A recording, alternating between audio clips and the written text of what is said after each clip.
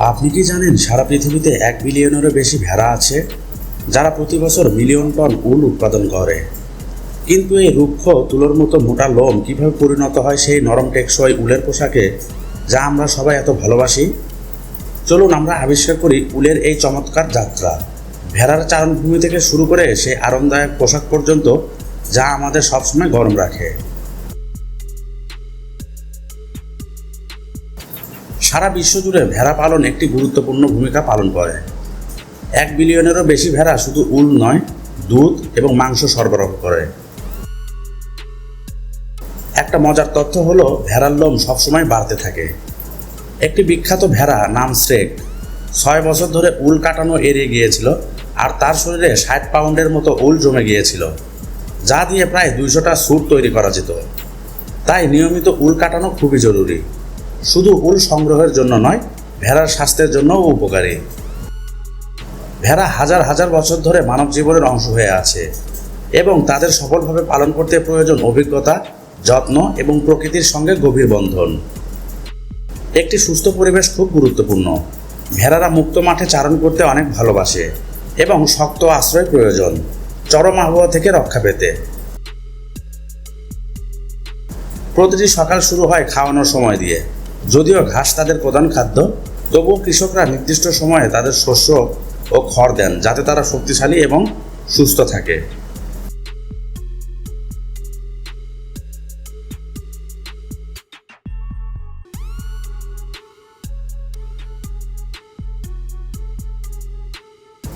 বসন্তকাল কৃষিক্ষেত্রে সবচেয়ে উত্তেজনাপূর্ণ সময়। এটা হলো ল্যাম্বিং সিজন, অর্থাৎ বাচ্চা ভেড়া জন্মানোর সময়। নবজাতক ল্যাম্বদের উষ্ণতা, ভালো খাবার এবং কোমল যত্ন প্রয়োজন, যাতে তারা শক্ত হয়ে উঠতে পারে। একটা মজার ব্যাপার জানেন, মানুষের মতোই ল্যাম্বরা তাদের মায়ের কণ্ঠ চিনতে পারে। কয়েক মাসের মধ্যেই তারা বড় হয়ে উঠবে এবং নিজেদের নরম তুলের মতো উল গজাতে শুরু করবে।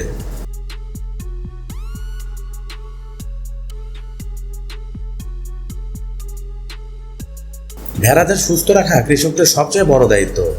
তারা নিয়মিত স্বাস্থ্য পরীক্ষা করেন রোগ প্রতিরোধের জন্য এবং পুরো পালকে শক্তিশালী রাখতে।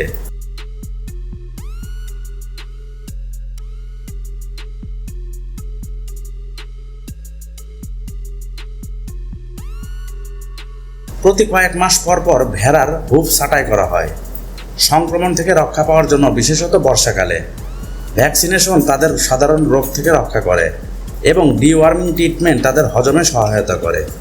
পরজীবী নিয়ন্ত্রণ সমানভাবে গুরুত্বপূর্ণ। ভেড়াদের বিশেষ স্প্রে দেওয়া হয়, যাতে তারা ফ্লাই স্ট্রাইক নামের এক ধরনের মারাত্মক রোগ থেকে রক্ষা পায়, যা মাছি ডিম পারলে হয়ে থাকে।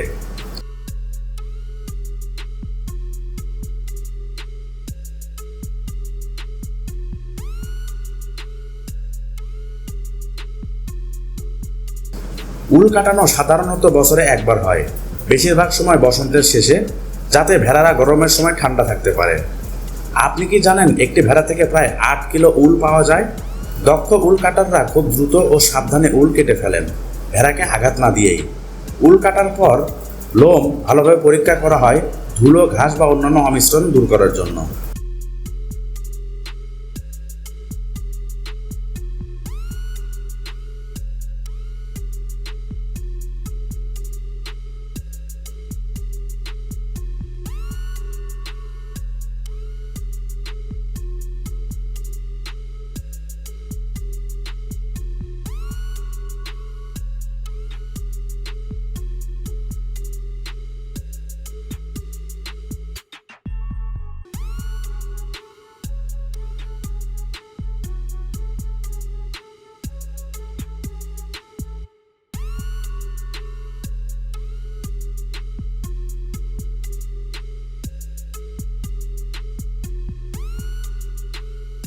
এরপর উল পাঠানো হয় প্রসেসিং ফ্যাসিলিটিতে, যেখানে আসল পরিবর্তনের প্রক্রিয়া শুরু হয়। প্রথমে এটি ভালোভাবে ধোয়া হয়, গ্রিস, প্রাকৃতিক তেল ও ধুলোবালি দূর করতে। এই পরিষ্কার করার প্রক্রিয়ায় উলকে হালকা গরম পানি ও সাবান দিয়ে ভিজিয়ে রাখা হয়, যাতে এটি পরবর্তী ধাপের জন্য প্রস্তুত হয়।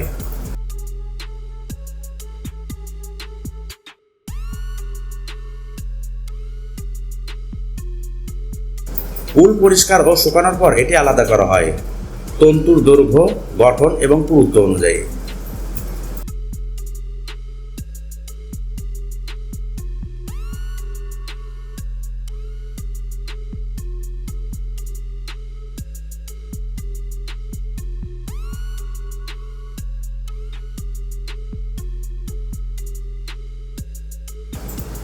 এরপর উলটি যায় ব্লেন্ডিং প্রক্রিয়ায়, যেখানে বিভিন্ন ধরনের উল একসাথে মিশিয়ে সফটনেস এবং স্থায়িত্বর সাথে সাথে উষ্ণতার সঠিক ভারসাম্য তৈরি করা হয়।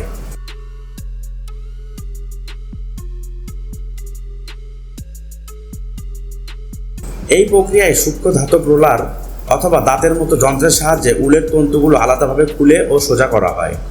এই ধাপে উলের ভেতরে থাকা শেষ দানাদার ময়লা সম্পূর্ণ পরিষ্কার করা যায় এবং উল পরিণত হয় হালকা নরম তুলোর মতো সুতায়, যা পরবর্তী ধাপ স্পিনিংয়ের জন্য প্রস্তুত থাকে।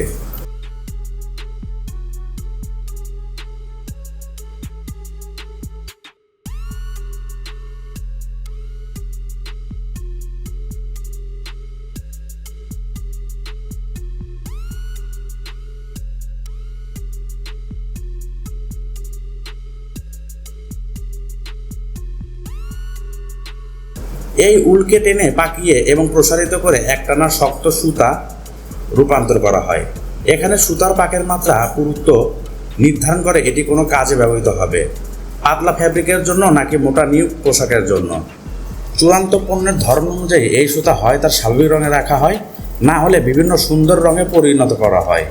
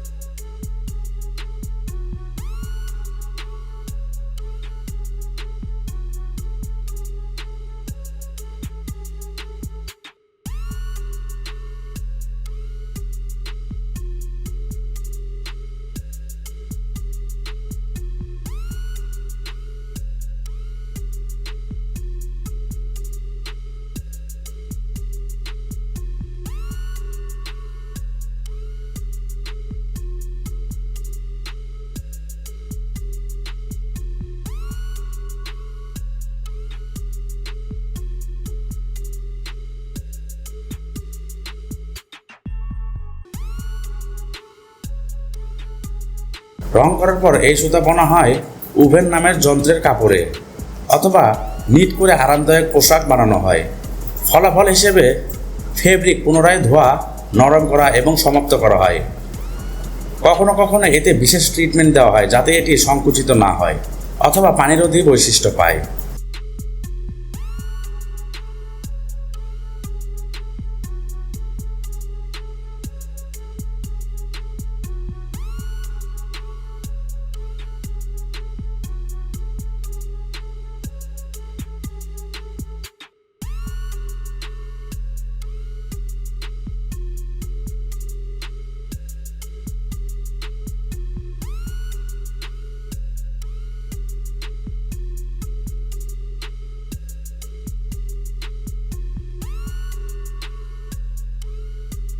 যখন উলের কাপড় সম্পূর্ণ তৈরি হয় তখন এটি চলে যায় সেলাই ধাপে।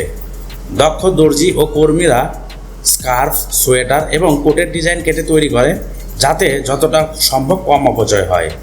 তারপর প্রস্তুত পোশাকগুলো প্যাকেজ করে দোকানে পাঠানো হয়, যেখান থেকে সেগুলো মানুষের কাছে পৌঁছে যায় উষ্ণতা ও স্টাইল দেওয়ার জন্য। আমরা আশা করছি আপনাদের এই ভিডিওটি অনেক ভালো লেগেছে। ভিডিওটি ভালো লেগে থাকলে অবশ্যই আমাদের চ্যানেলটিতে সাবস্ক্রাইব করবেন, পাশে থাকা বেল আইকনটি বাজিয়ে দেবেন যেন এই ধরনের ভিডিও আপনারা মিস না করেন। আজকের মতো এখানেই, ধন্যবাদ সবাইকে।